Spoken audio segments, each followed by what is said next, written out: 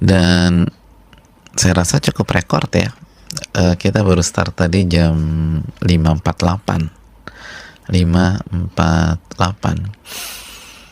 Itu rekor di kendala kita di majelis pagi dan petang ini. Tapi bukankah kendala di atas itu lagi-lagi adalah kendala yang sekaligus edukasi dari Allah Subhanahu wa taala, ujian dari Allah Subhanahu wa taala. Apakah mengantarkan kita kepada kesabaran, kepada istighfar, kepada memohon ampun kepada Rabbul Alamin? Karena Allah mengatakan, wa ma asabakum min musibatin fabima kasabat aydikum. Apapun yang menimpa kalian itu karena atau ada andil dari kekhilafan dan kesalahan kalian. Surat Asy-Syura ayat 30. Nah, apakah hati kita bergerak ke sana? Atau justru kita menyalahkan pihak lain? Dan apakah kita mau menggerakkan hati kita untuk bersabar ketika menghadapi kendala seperti ini? Lalu mengefektifkan waktu dengan amalan-amalan yang lain dan terus berjuang. Karena itulah yang dilihat oleh Allah Subhanahu wa taala. Jadi luar biasa ketika kita memasuk hadis ini secara teori, Allah awali dengan praktek. Dan seringkali demikian dalam kehidupan. Betapa banyak kita nggak tahu teorinya, tapi prakteknya udah bisa. Tapi prakteknya sudah bisa. Bukan langsung simsalabim bisa, tapi ada pihak-pihak yang mengajarkan kita prakteknya tanpa membahas teorinya secara detail. Ya, itulah kehidupan. Dan semoga kita bisa ambil ibrah. Dan terima kasih kepada seluruh pihak yang sudah memperjuangkan dan tetap semangat walaupun ada kendala.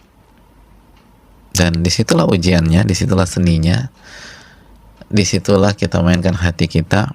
Sebagaimana hadis ini, Allah tidak melihat bentuk kalian, nggak lihat fisik kalian, tapi yang Allah lihat adalah hati kalian dan amalan kalian.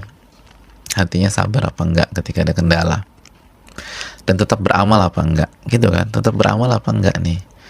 Apa kita tidur-tiduran, ngobrol, atau nggak jelas, atau menghayal, atau tetap beramal? Kita baca zikir pagi, kita baca Quran, sambil kita coba-coba terus. Mungkin ada link yang berbeda. Ini ganti link nggak sih? Iya, ganti link. Jadi kan ribet. Jadi 3 kali ganti link. Jadi udah masuk, ganti lagi. Terus masuk lagi, ganti lagi. Masuk, ganti. Oh, nggak ganti. Oke, ini yang ketiga. Tapi cukup membuat orang yang nggak punya kesabaran dalam hatinya, atau orang yang hatinya nggak punya mental berjuang, itu udah deh, nggak usah deh. Jadi langsung ya, kemarin kita belajar Sa'ad bin Abi Waqqas gimana ketika gagal maju lagi, lalu percobaan ketiga berhasil. Pagi ini masuk, gagal, coba lagi, gagal lagi, coba lagi, dan alhamdulillah berhasil. Alhamdulillah. Dan kita nggak tahu sampai kapan, tapi kita berjuang aja. Kita nggak mengatakan pasti lancar sampai habis, tapi kita berhusnudzon kepada Rabbul Alamin. Dan kalaupun ada kendala lagi, itu yang terbaik dari Allah Subhanahu wa taala, dan kita coba memainkan pola tersebut dengan segala keterbatasan kita. Semoga Allah memberikan taufik kepada kita semua. Dan kenapa saya angkat ini? Karena sekali lagi ini miniatur kehidupan kan. Ini miniatur kehidupan. Kalau kita nggak bisa ngadapin kendala-kendala seperti ini, maka itulah potret kita sebenarnya. Ketika kita menghadapi problematika dalam kehidupan kita akan gampang nyerah, kita akan gampang mundur, kita akan down, kita akan jadi Mr. Panik atau Miss Panik gitu ya. Kita akan galau, kita akan parnoan dan sebagainya. Itu bukan akhlak seorang mukmin. Oleh karena itu, kita sedang bersama Riyadhus Shalihin, tamannya orang-orang soleh, maka bersikaplah dan berusahalah menjadi orang-orang soleh tersebut. Dan semoga Allah kasih taufik kepada kita. Iya, Sa'ad bin Waqqas berhasil di percobaan ketiga, dan kita jelaskan kemarin harus punya mental fight, hati yang berani berjuang. Dan pagi hari ini alhamdulillah Allah bisa membuat kita memulai di percobaan ketiga sampai waktu yang Allah takdirkan kepada kita. Terus sabar, terus berjuang, dan insyaallah wal aqibatu lil muttaqin, dan endingnya pasti untuk orang-orang yang bertakwa. Ya saudaraku yang Allah muliakan, kita masuk ke hadis Abu Hurairah. Dan sebagaimana biasa, kita perlu berkenalan dengan sahabat yang meriwayatkan hadis ini kepada kita. Karena berkenalan dengan para sahabat itu selalu memberikan momen-momen berharga bagi kita. Abu Hurairah, nama yang sudah tidak asing lagi. Abu Hurairah adalah kunyah. Dan sebagaimana kita sudah jelaskan apa arti kunyah ya. Dan kunyah beliau lebih populer dari nama asli beliau. Banyak orang nggak tahu siapa nama Abu Hurairah. Ya Abu Hurairah. Bukan.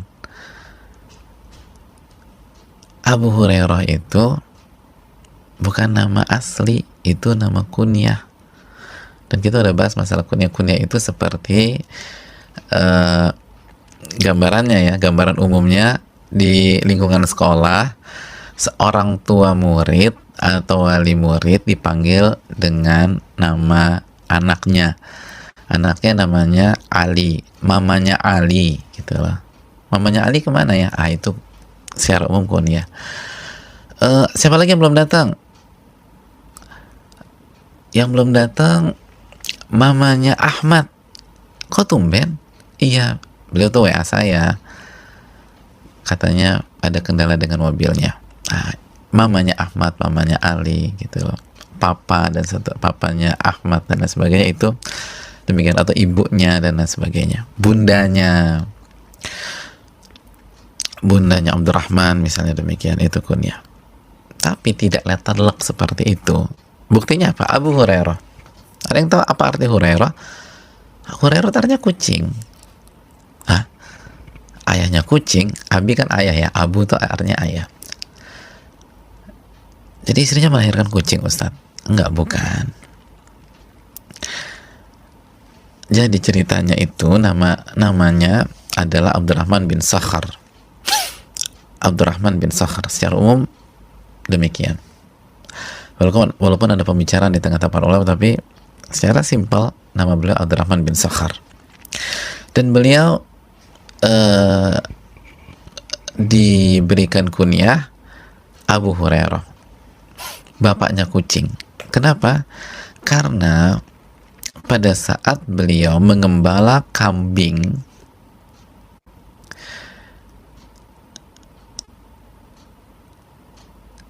itu beliau suka main sama kucing. Beliau suka main sama kucing. Karena hobi sama kucing, maka dinamakanlah Abu Hurairah. Itulah bapaknya kucing. Itulah. Jadi bagi jamaah yang hobi banget sama kucing, misalnya banyak ibu-ibu suka banget sama kucing, jadi Ummu Hurairah, Masya Allah, Ummi Hurairah atau Ummu Hurairah. Ya, itulah Abu Hurairah. Dan menariknya jamaah sekalian, ternyata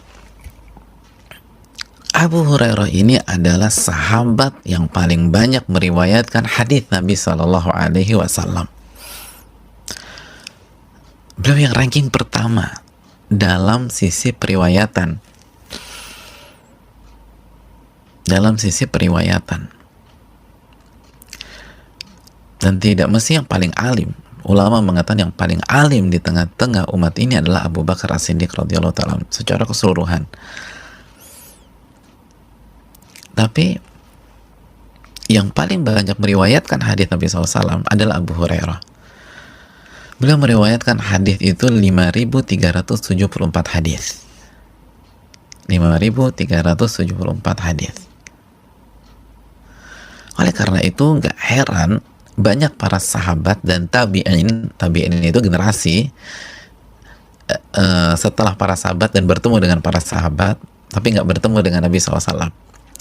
Jadi nggak heran ada banyak sahabat-sahabat yang lain dan para tabi'in yang meriwayatkan hadis dari beliau. Kurang lebih ada 800-an orang atau lebih dari 800 yang meriwayatkan dari Abu Hurairah. Jadi beliau adalah orang yang paling banyak meriwayatkan hadis Nabi Shallallahu Alaihi Wasallam. Dan menariknya lagi, nggak berhenti sampai di situ. Ternyata beliau itu baru masuk Islam di tahun ke-7 Hijriah atau di awal tahun ke-7 Hijriah, di tahun pembukaan Khaybar. Artinya Nabi SAW wafat di tahun ke-10.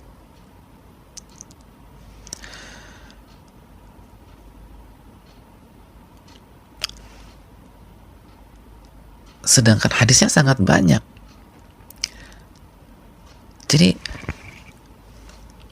startnya belakangan, tapi justru melewatkan hadis paling banyak dari para sahabat-sahabat Nabi SAW.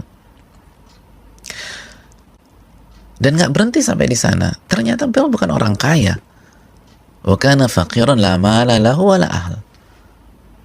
Beliau ini orang miskin yang nggak punya uang.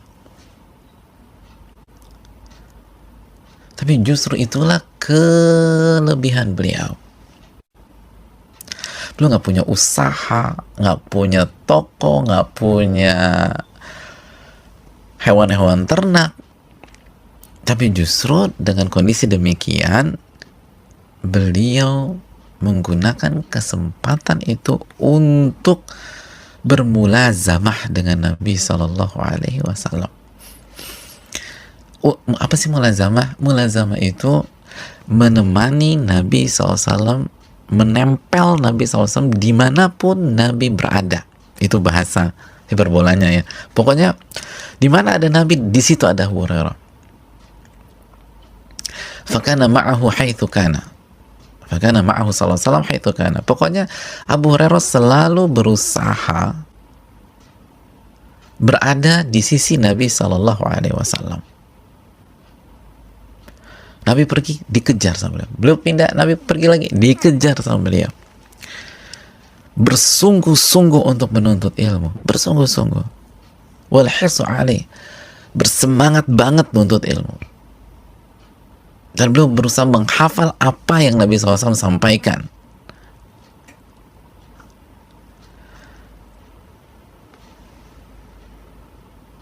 Jadi, saudaraku yang Allah muliakan,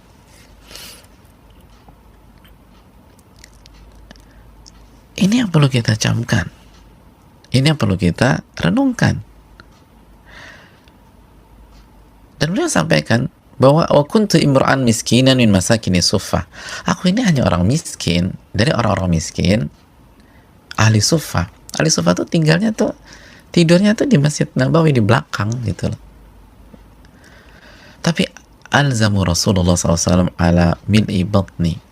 Tapi aku benar-benar senantiasa mendampingi Nabi Sallallahu Alaihi Wasallam, selalu berusaha bersama Nabi SAW. Inilah saudaraku yang Allah muliakan, ini penting bahwa start yang terlambat itu bukan halangan, bukan halangan. Start yang terlambat, kita dapat kita baru dapat hidayah, kita hijrah di usia-usia yang cukup telat gitu ya, di 40 tahun atau mungkin 50 tahun atau mungkin ya 30-an tahun lah. Artinya kan idealnya kan pas akil balik, pas belasan gitu, seperti Sa'ad bin Abi Waqqas misalnya, demikian ya. Tapi kalau kita benar-benar jujur sama Allah dan fight habis-habisan dan ambil setiap peluang bahkan membuka peluang, bukan hanya mengambil, tapi buka peluang. Insya Allah Allah kasih jalan. Insya Allah Allah kasih jalan. Dan nggak punya uang bukan alasan. Ini miskin. Jadi bayangin, start terlambat, miskin, tapi menjadi sosok yang paling banyak meriwayatkan hadis Nabi SAW. Antum bayangin pahalanya kayak gimana Abu Hurairah. Setiap kita, ini baru ketemu sama hadis Abu Hurairah. Dengar dulu, ini kan baru hadis pertama dalam Riyadhus Shalihin ya, dari 5374. Itu beliau dapat pahalanya. Ya Allah, beliau dapat pahalanya. Kalau yang belajar 2 orang, beliau dapat pahala 2 orang. Kalau belajar 5 orang, dapat pahala 5 orang. Kalau belajar 20 orang, dapat pahala 20 orang. Kalau belajar ribuan orang, dapat pahala ribuan orang. Jutaan orang, jutaan orang. Subhanallah. Lihat, nggak punya uang. Miskin.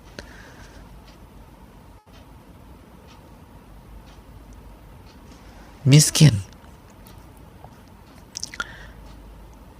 Terlambat start. Dalam tanda kutip. Baru di awal tahun ke-7. 7, 8, 9, 10. Kurang lebih 4 tahun. 3-4 tahun.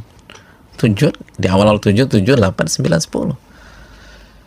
Mengalahkan periwayatan sahabat-sahabat yang lebih dulu. Kenapa? Di situ ada Nabi, di situ ada Abu Hurairah. Di situ ada Nabi, di situ ada Abu Hurairah. Itu yang luar biasa. Itu yang luar biasa. Ini pelajaran buat kita.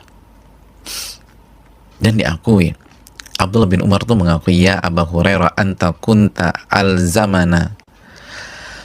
Wahai Abu Hurairah, engkau itu yang paling menempel dengan Nabi SAW, yang paling sering nemenin Nabi SAW, yang paling banyak mendampingi Nabi SAW, wa ahfadhana li hadithi, dan yang paling hafal hadis-hadis Nabi SAW. Itu kata Abdullah bin Umar.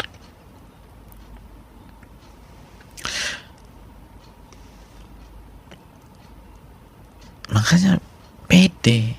Ini masalah mental. Jemput bola, kejar. Ilmu tuh dikejar, jangan nunggu. Abu Hurairah kalau nunggu udah hilang, udah terlambat, nunggu pula mau dapat apa? Inilah yang perlu kita camkan, hadirin yang Allah muliakan. Dan beliau pun orang yang rajin ibadah, bukan hanya hobi belajar aja, tapi rajin ibadah. Dan beliau salah satu fuqahanya atau pakar fikihnya sahabat Nabi SAW, dan beliau wafat di kota Madinah di tahun 57 Hijriah. 57 Hijriah. Itu tentang Abu Hurairah. Terlalu banyak memang, tapi karena kita terlambat, kita nggak punya waktu. Insya Allah nanti kita akan, kalau ketemu Abu Hurairah, kita akan ceritakan lagi tentang Abu Hurairah biidnillahi ta'ala. Tapi itu poinnya, ini berharga banget. Poinnya adalah beliau adalah orang yang paling banyak meriwayatkan hadis, tapi ternyata masuk Islamnya baru di awal tahun ke-7, sedangkan Nabi wafat tahun ke-10. Tapi benar-benar dimaksimalkan, benar-benar tempel, dikejar, didampingi, karena mendampingi orang soleh, itu luar biasa. Kita dapat ilmu banyak dari beliau, apalagi ini mendampingi Rasul Sallallahu Alaihi Wasallam. Ilmu semua, jamaah, ilmu semua. Makanya kalau ada peluang, kejar. Dan kalau nggak ada peluang, buka peluang tersebut. Karena kita nggak pernah tahu. Yang penting maju aja, kata Sa'ad bin Abi Waqqas. Kan udah 2/3 nggak bisa. Oke, setengah nggak bisa. Oke, 1/3. Sepertiga boleh. Ini kan saat maju, itu mentalnya para sahabat radhiyallahu ta'ala. Kalau kok mental kita pasif, nunggu, berharap diajak, berharap dipilih, keduluan orang. Emangnya mau masuk surga cuman kita doang? Emangnya mau masuk surga cuman kita aja? Allah kata fastabiqul khairat, berlomba-lomba mengerjakan kebaikan. Yang menginginkan kebaikan itu banyak, maka berlombalah. Ini Abu Hurairah, Masya Allah. sehingga ilmunya beliau sebarkan luar biasa. Ya, kita lanjutkan jamaah yang Allah muliakan. Itulah Abu Hurairah.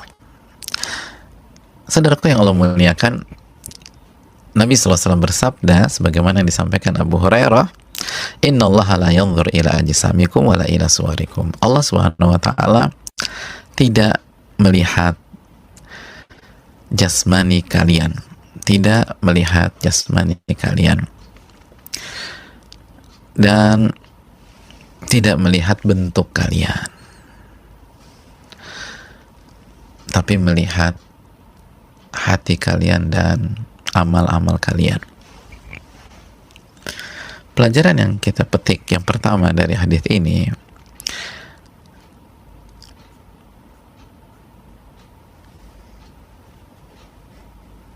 yang pertama adalah melihat dalam hadis ini itu artinya mahalun nazar wa mahalul i'tibar, sebagaimana dijelaskan para ulama seperti Al-Imam Abdul Aziz bin Baz. Maksud melihat di sini adalah yang menjadi parameter i'tibar, yang menjadi parameter, yang menjadi tolak ukur, bukan Allah nggak bisa ngeliat atau nggak melihat, sedangkan Allah itu Al-Basir, yang maha melihat, yang maha melihat.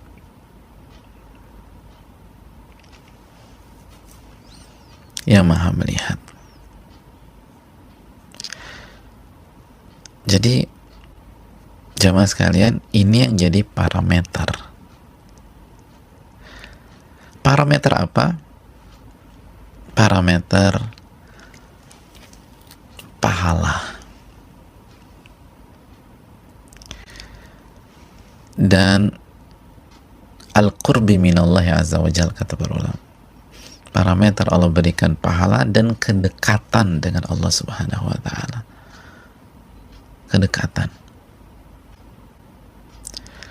Kedekatan, kasih sayang, dan seterusnya.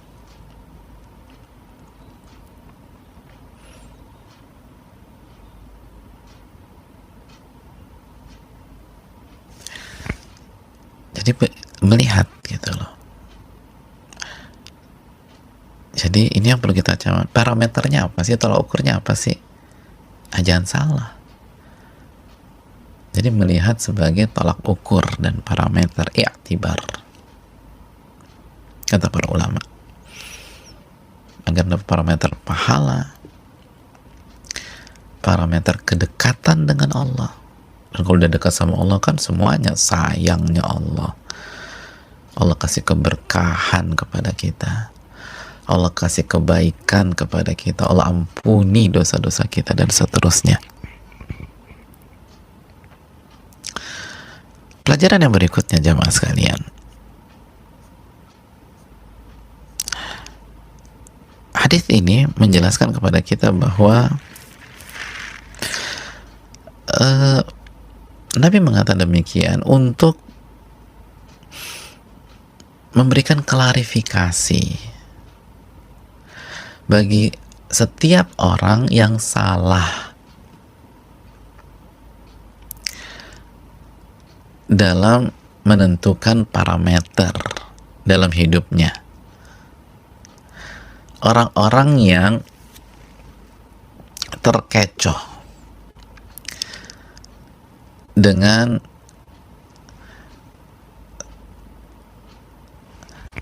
berpikir yang menjadi parameter adalah kekuatan fisik atau keindahan fisik dan bentuk,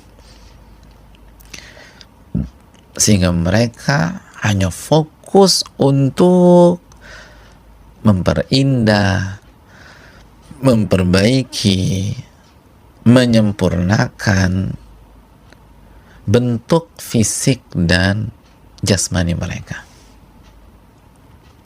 dan lupa untuk memperbaiki hati dan amal soleh mereka.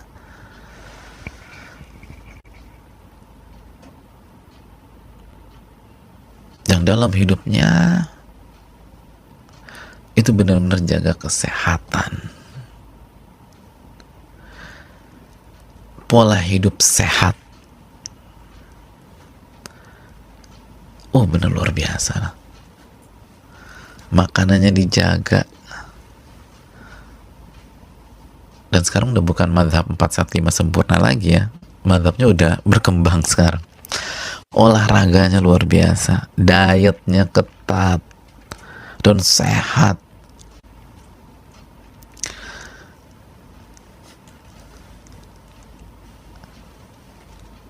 Hanya mau makan dada ayam, yang lain nggak mau. Apalagi ceker sama kulit, masya Allah, itu udah paling enak padahal. Tapi nggak mau dia, nggak. Saya dada aja loh. Sayuran buah komplit. Workoutnya rutin.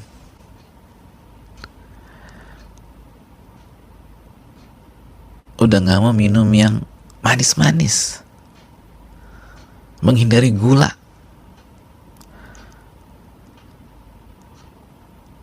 Oh, itu dijaga tuh. Tapi nggak sholat jamaah. Tapi nggak baca Quran, tapi nggak zikir sama Allah, tapi nggak punya waktu untuk menata hati. Hadirin yang Allah muliakan, ini yang ingin diluruskan oleh Nabi SAW salah satunya. Allah nggak itu bukan parameter loh, gitu loh.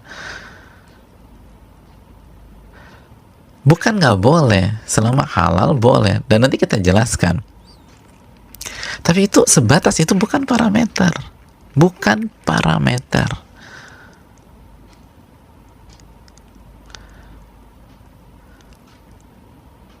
Dan sebaliknya, kalau kita bisa benar-benar ngejaga fisik kita, ngejaga tubuh kita, kenapa kita nggak punya atensi, kita nggak punya semangat, kita nggak punya perhatian untuk menjaga hati dan amal-amal soleh kita? Itu yang parameter. Kalau ini bisa, itu kenapa nggak bisa? Anda bisa workout misalnya, tapi kenapa nggak bisa sholat maghrib? Ya habis jam gua kalau workout itu jam 5 sampai jam 7. Ya ganti dong, gitu loh. Ganti, jangan jam segitu.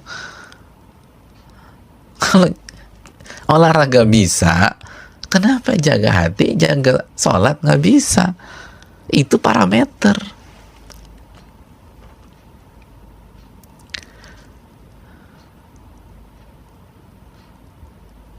Itu parameter. Kalau sepedahan bisa, kenapa ngaji nggak bisa?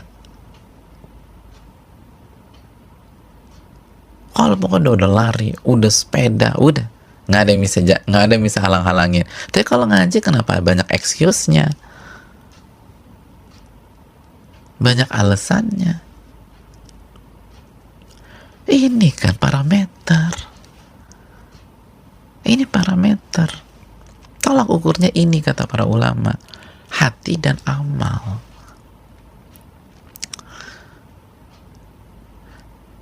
Itu bukan parameter, itu followers aja. Nanti kita jelaskan. Bukan berarti mencela, enggak. Para sahabat juga olahraga, bahkan nggak perlu workout kayak kita. Mereka aja udah aktivitasnya kan fisik semua dulu itu secara umum.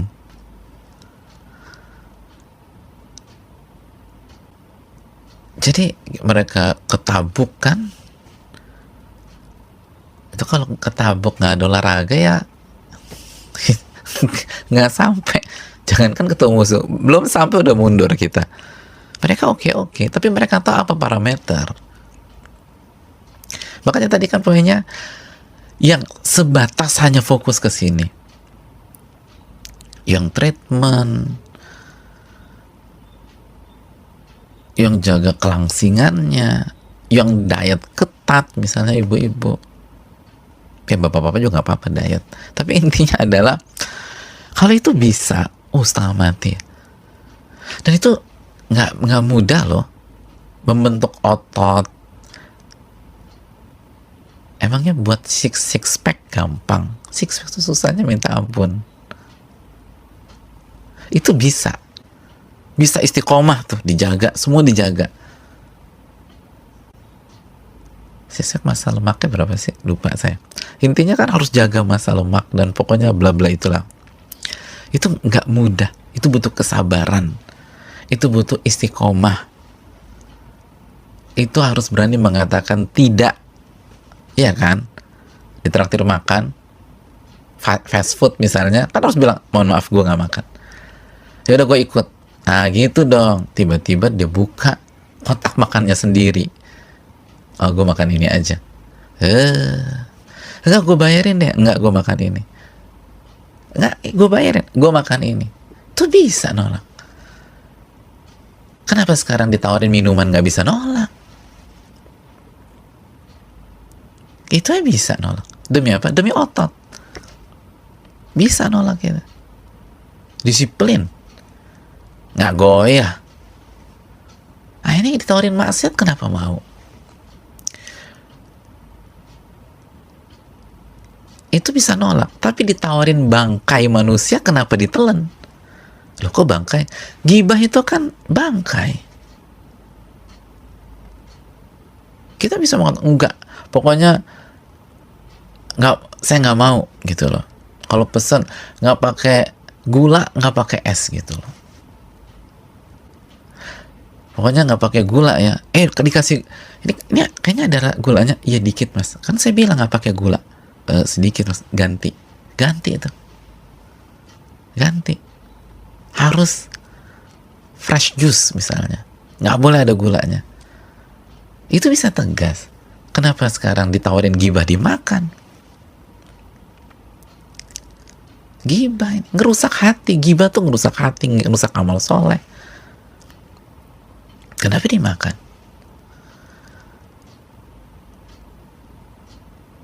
Kenapa nggak bisa tegas ketika meeting nabrak waktu sholat? Kita sholat nanti. Sekarang pas waktu sholat nih. Tegas dong kita. Parameternya yang mana jamaah? Parameter yang mana nih? Itu yang Nabi kata. Bukan berarti nggak boleh. Enggak. Tapi parameternya apa? Apa yang dilihat Allah Subhanahu Wa Taala? Kita itu punya penampilan bagus, fisiknya atletis, semampai bagi perempuan, langsing, nggak ada perutnya, six pack, dada bidang. Itu yang lihat siapa? Manusia kan? Manusia yang lihat. Kalau kita bisa, kenapa? Ini Allah yang lihat. Allah udah bilang, saya nggak lihat itunya loh ya. Bukan itu parameter saya. Yang saya perhatikan, yang saya lihat sebagai parameter, itu hati dan amal kalian. Kok nggak ada semangat itu loh? Katanya cinta kepada Allah. Katanya beriman kepada Allah. Karena katanya ingin mendekat, takarub kepada Allah. Katanya ingin mencari wajah Allah. Kan mencari wajah Allah. Allah bilang yang jadi parameter hati dan amal soleh. Subhanallah. Saudaraku yang Allah muliakan, kita lanjutkan pelajaran yang berikutnya.